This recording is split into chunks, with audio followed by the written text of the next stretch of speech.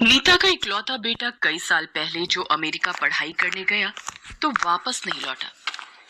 एक दिन उन्हें पता चला कि उसने किसी नेहा नाम की लड़की से शादी भी कर ली है।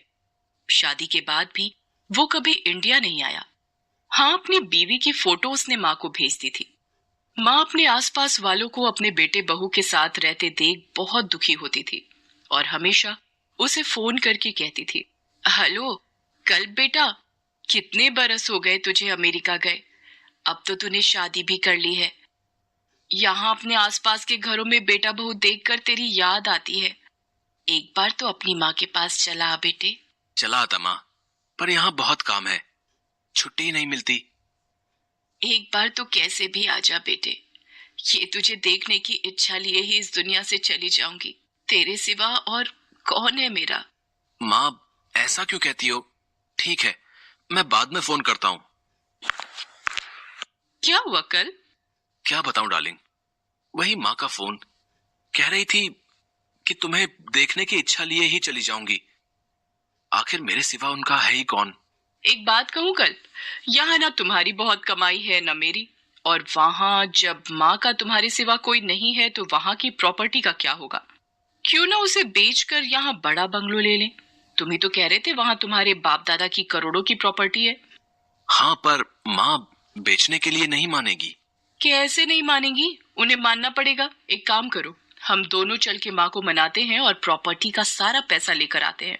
प्लीज कोशिश तो करो। ओके, तुम कहती हो तो चलते हैं। और वो माँ को फोन करके अपने आने की बात कहता है। उनके आने की बात सुनकर माँ एकदम दीवानों सी हो जाती है।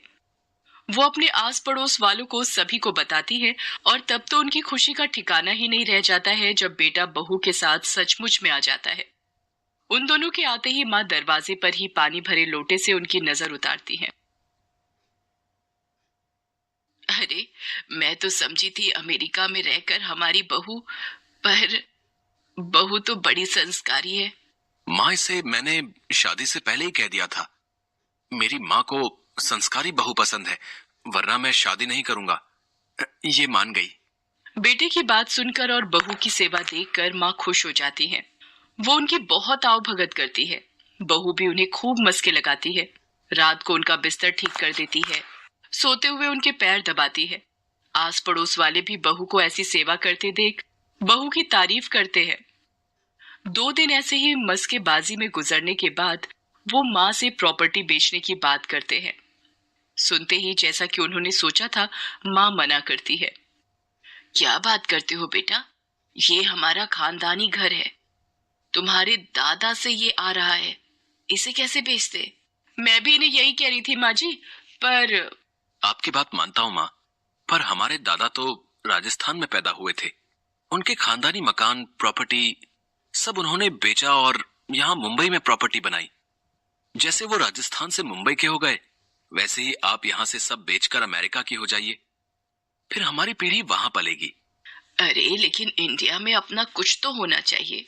मैं भी इनसे यही कह रही थी माँ जी, पर माँ, राजस्थान में अपना कुछ नहीं है तो इतने सालों में क्या फर्क पड़ा। वैसे ही इंडिया में भी कुछ नहीं रहेगा तो क्या फर्क पड़ेगा। अमेरिका में हमारे कई पड़ोसी ऐसे हैं, बरसों से सभी सुखी हैं।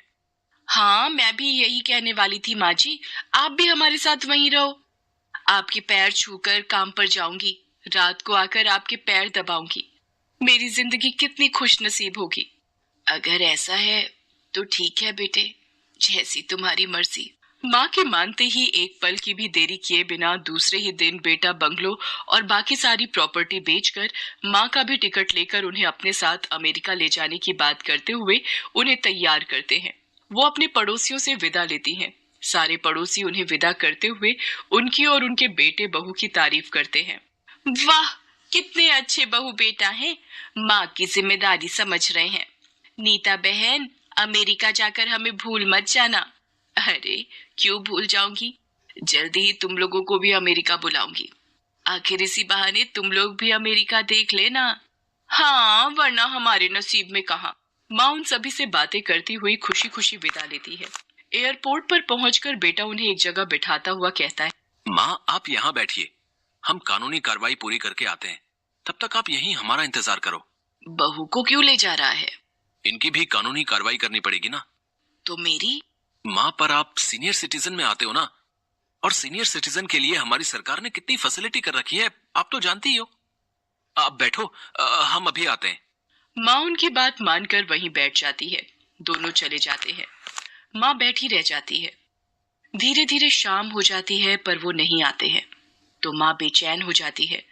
तभी कस्टम वाले आकर पूछते हैं, माँ जी, दोपहर से देख रहे हैं आप यहीं बैठी हो, कहाँ जाना है या कोई आने वाला है?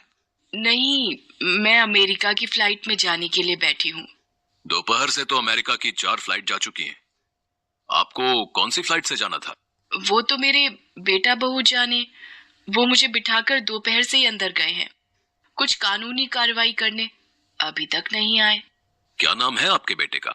सुनकर माँ अपने बेटे का नाम बताती है तो वो अपने मोबाइल से फोन करके पूछने के बाद उन्हें कहता है, माँ जी, मिस्टर कल्प तो बेबी के साथ दोपहर की पहली फ्लाइट से ही अमेरिका के लिए निकल गया। क्या?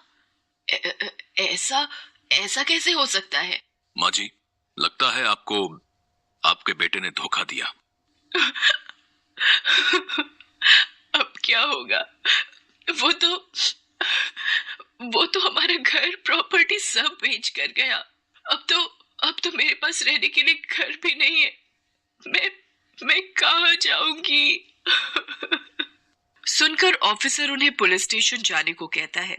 माँ पुलिस स्टेशन जाती है, जहाँ पुलिस के बुलाने पर उनकी वही पड़ोसन उनसे मिलने आती है। पड़ोसन को देखते ही वो और भी बुरी तरह फफक पड़ती है। देखो बहन, मैं तुम्हें अमेरिका घूमने के लिए बुलाने वाली थी, कहाँ मैं खुद नहीं जा पाई। आप घबराइए मत, सब ठीक हो जाएगा। कुछ ठीक नहीं होगा, वो तो चले गए। ठीक हो जाएगा माँ जी, आपके बेटे बहू को इसकी सजा जरूर मिलेगी। पड़ोसन उसे अपने घर ले आती है। माँ के दिन रोते हुए ही बीतते हैं। पड़ोसन उसे पल पल संभालती है, उसके आंसू पोंछती है। यहाँ कुछ ही दिन की मेहनत के बाद इंडियन पुलिस उसके बेटा बहू को पकड़कर इंडिया ले आती है। यहाँ आकर पुलिस बेटे की खूब ठुकाई करती है। अपनी बूढ़ी माँ को धोखा देता है, जिसने पाल पोस कर बड़ा किया, उसे ही लावारिस छोड़कर भाग गया। नहीं नहीं, मुझे माफ कर दो, मुझे माफ कर दो। चुपचाप अपनी माँ की प्रॉपर्टी वापस कर, वरना फौरन रिपोर्ट भेज दी तो वहां से नौकरी से भी जाएगा और यहाँ जेल भी जाएगा। सुनकर पति पत्नी घबरा जाते हैं। दोनों वहीं खड़ी माँ के पैरों में गिर पड़ते हैं। हमें माफ कर दो माँ, हमें माफ कर दो।